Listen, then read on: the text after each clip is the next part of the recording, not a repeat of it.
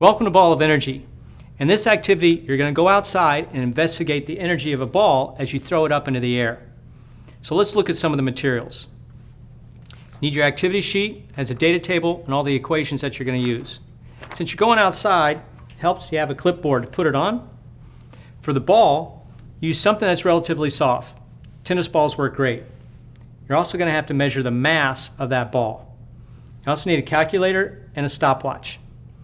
When you go outside with the stopwatch, you're going to measure the total time that that ball is in the air, from the second it leaves your hand to the second it touches the ground.